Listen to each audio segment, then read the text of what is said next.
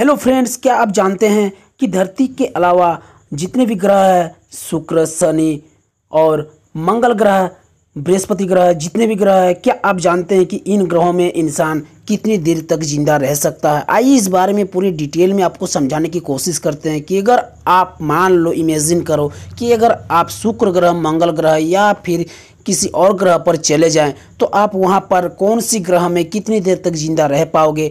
इस बारे में पूरे डिटेल में इस वीडियो में मैं आपको बताने वाला हूं। तो इस वीडियो को पूरा कंप्लीटली वॉच कीजिए, शुरू से लेकर लास्ट तक, और आपके मन में आज तक जितने भी सवाल थे उन सारे सवाल के जवाब आपको एक ही वीडियो में मिलने वाला है। तो चलिए फ्रेंड्स, वीडियो को शुरू करते हैं। लेकिन फ्रेंड्स, वीडियो को शुरू करने से पहले अगर आपने अभी तक इस चैनल को सब्सक्राइब नहीं किया है तो प्लीज़ जल्दी इस चैनल को सब्सक्राइब कर लीजिए और बगल में जो घंटा बना उसे भी जरूर प्रेस कर दीजिए। तो चलिए फ्रेंड्स, वीडियो को शुरू करते हैं। इन दिनों वैज्ञानिक चांद और मंगल पर इंसान के रहने लायक हालात बनाने पर शोध कर रहे हैं। ऐसे में कोई लोगों के मन में ये सवाल उठ रहा है कि आखिर हमारे सौरमंडल यानी कि सोलर सिस्टम के ग्रहों में कोई इंसान कितने समय तक जिंदा रह सकता है।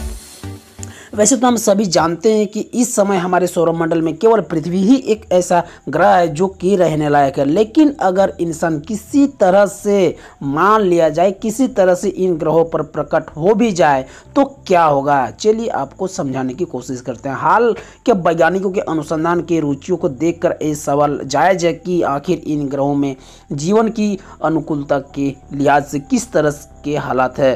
द सन के एक लेख में नॉटिंघम ट्रेंट यूनिवर्सिटी के डॉक्टर जेनियल ब्राउन ने बताया कि हमारे सौरमंडल के ग्रहों पर इंसान का क्या हाल होगा। इन ग्रहों के हाल तो इंसान के हिसाब से बहुत ही मुश्किल है, लेकिन कुछ ग्रहों पर शायद इंसान कुछ समय बिता भी सके। लेकिन ज़्यादातर ग्रह ऐसे हैं जहां इंसान जाने के बारे में सोच भी नहीं सकता।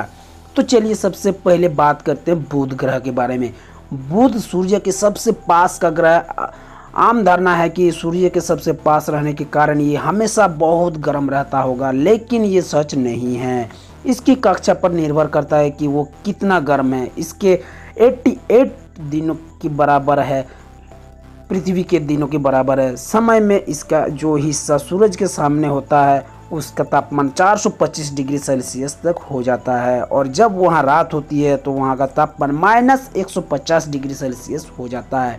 बुध ग्रह पर वायुमंडल नहीं के बराबर है। ऐसे हालातों में आप 2 मिनट में या तो जम जाएंगे या फिर टोस्ट की तरह जल जाएंगे। अब चलिए बात करते हैं शुक्र ग्रह की।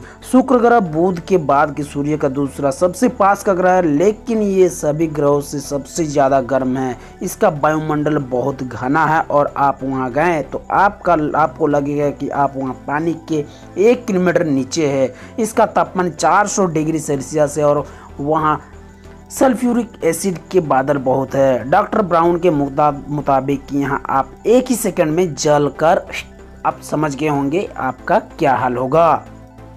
अब चलिए बात करते हैं हमारा सबसे चहेता प्यारा सा नन्हा सा, यानी कि जिस पर हम अभी मौजूद है, आप जहां पर बैठकर अभी मेरी वीडियोस को देख रहे हो। जी हाँ, आप समझ गए होंगे, पृथ्वी की बात कर रहा हूं। हमारे सौरमंडल का तीसरा ग्रह हमारी पृथ्वी है, जो इस समय हमारे रहने के लिहाज से सबसे उपयुक्त है। डॉक्टर ब्राउन का कहना है कि वैसे तो हमारा पर्यावरण बहुत नाजुक है, फिर भी ये काफ़ी उपयुक्त है। हम यहाँ 80 साल तक तो जी सकते हैं, लेकिन पर्यावरण और जलवायु में छेड़छाड़ हमें महंगी पड़ सकती है। वैसे इससे पृथ्वी को कोई फर्क नहीं पड़ेगा। अब चलिए इसके बाद बात करते हैं कि जुपिटर के बारे में। खून उबल जाएगा ठंड के मंगल यानी कि मंगल ग्रह। मंगल पृथ्वी के बाद यही वो ग्रह है जिस पर वैज्ञानिक की नज़र है। हम बहुत सी ऑक्सीजन और कुछ खास उपकरण और साज सामानों की ज़रूरत होगी, लेकिन बिना सुरक्षा के इंसान बहुत लंबे समय तक नहीं रह सकता। उम्मीद के विपरीत मंगल ग्रह बहुत ठंडा है। यहाँ की गर्मी में अंटार्कटिका जैसे हालात होते हैं। यहाँ का वायुमंडल काफ़ी पतला है, इस वजह से हमारा खून वहाँ उबलने लगेगा। डॉक्टर ब्राउन का कहना है कि अगर आप खुशकिस्मत रहें तो वहाँ 2 मिनट तक जिंदा रह पाएंगे। अब चलिए बात करते हैं गुरु ग्रह के बारे में, यानी कि बृहस्पति ग्रह के बारे में। बृहस्पति ग्रह हमारे सौरमंडल का 5वां ग्रह है। ये एक गैस का बहुत विशाल गोले के तौर पर पहचाना जाता है, यानी यहाँ इंसान के लिए कोई सतह नहीं है, यानी कि यहाँ पर खड़े होने के लिए कोई ठोस ज़मीन ही नहीं है। आप अगर बृहस्पति ग्रह पर एक बार गिर गए तो अगर आप जिंदा रह भी जाएं किसी टेक्नोलॉजी के सहारे तो आप वहां पर गिरते जाएंगे गिरते जाएंगे गिरते जाएंगे। आप समझ गए होंगे, गिरते जाएंगे मतलब आप गिरते चले जाएंगे जब तक आप मरेंगे नहीं तब तक। यानी यहाँ इंसान के लिए कोई सतह ही नहीं है। डॉक्टर ब्राउन कहते हैं कि सूरज से दूर होने के कारण ये बहुत ठंडा है, लेकिन यहाँ की समस्या वायुमंडल है जो आपको ग्रह की केंद्र की ओर खींच लेगा। लेकिन इस दौरान आप भाप बनकर उड़ जाएंगे, लेकिन इससे पहले आप बहुत सारा दबाव झेल पाएंगे और एक ही सेकंड में टूटकर बिखर सकते हैं। अब बात करते हैं शनि, यूरेनस और नेपच्यून तीनों की बात एक साथ करते हैं क्योंकि तीनों का कहानी कुछ एक समान है। ये तीनों ग्रह भी गैस के बड़े लेकिन अलग अलग आकार के गोले हैं। डॉक्टर ब्राउन के अनुसार इससे कोई फर्क नहीं पड़ता क्योंकि आप इसके वायुमंडल में गिरते हुए ही टुकड़े होकर भाप बन जाएंगे। ये सारी परिकल्पना इन ग्रहों के बारे में उपलब्ध जानकारियों के आधार पर बनी है। सुदूर ग्रह पर पहुंचना भी एक टेढ़ी खीर है।